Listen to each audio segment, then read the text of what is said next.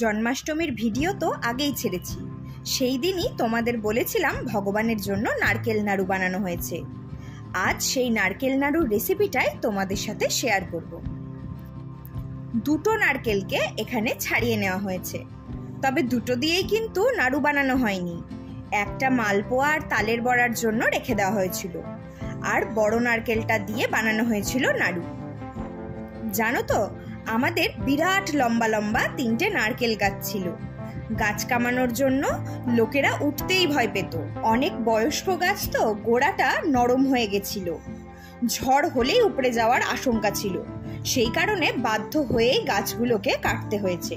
প্রতিবেশীরা অবজেকশনও জানাতো, সেই কারণেই আর কি। যাই হোক, নাড়ু বানানোর জন্য নারকেলটা আগেই ফাটিয়ে নিতে হবে।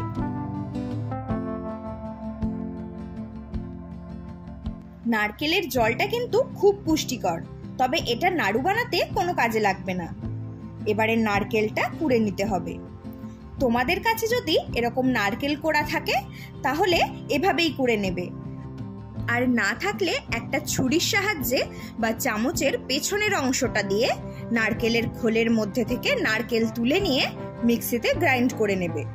তবে খুব মিহি করে গ্রাইন্ড করার দরকার নেই। এবারে পুরনো নারকেলটা একটা কড়াইতে নিয়ে নিচ্ছি, তারই মধ্যেই দিয়ে দিচ্ছি গুড়। এখানে একটা বড় সাইজের নারকেলের জন্য 200 গ্রাম আখের গুড় ব্যবহার করা হয়েছে। এবারে গুড়ের সাথে নারকেলটা ভালোভাবে মিশিয়ে নিতে হবে।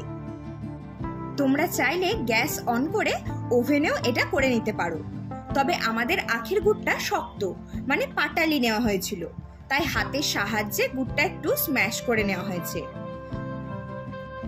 আর নারকেলের সাথে গুড়টা যদি আগেই মাখিয়ে নেওয়া যায় তাহলে রান্না করতে সময়টাও কিন্তু একটু কম লাগে। তোমরা চাইলে 2টো ছোট এলাচকেও গুঁড়ো করে দিতে পারো, তাতে ফ্লেভারটা খুবই সুন্দর হয়। তবে আমি পুজোর জন্য বানাচ্ছি বলে 1 চিমটে কর্পূর দিয়েছি। এবারে ওভেনের ফ্লেমটা অন করে কড়াইটা চাপিয়ে দিচ্ছি।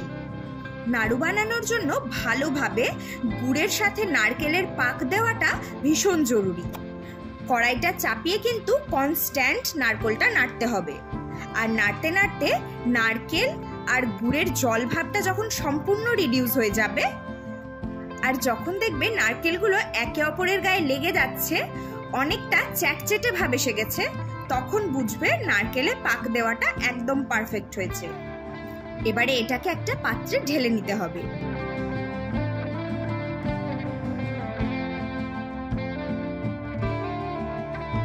তবে ঠান্ডা হওয়ার আগেই গরম থাকতে থাকতেই কিন্তু নাড়ুগুলো পাকিয়ে নিতে হবে, কারণ ঠান্ডা হয়ে গেলে আর নাড়ুর শেপ দেওয়া যাবে না।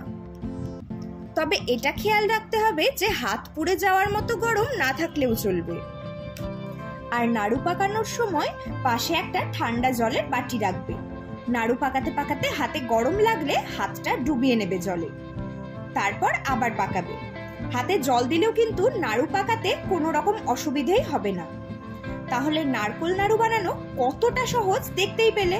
বাড়িতে নারকেল থাকলেই কিন্তু যখন খুশি বানিয়ে নিতে পারবে। গুড়ের নাড়ু কিন্তু বেশ অনেক দিন স্টোর করে রাখা যায়, 20-25 দিন এমনিই ভালো থাকবে, ফ্রিজে রাখার কোনো দরকারই নেই।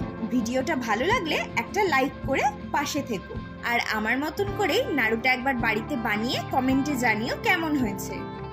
আজ আসি, টাটা।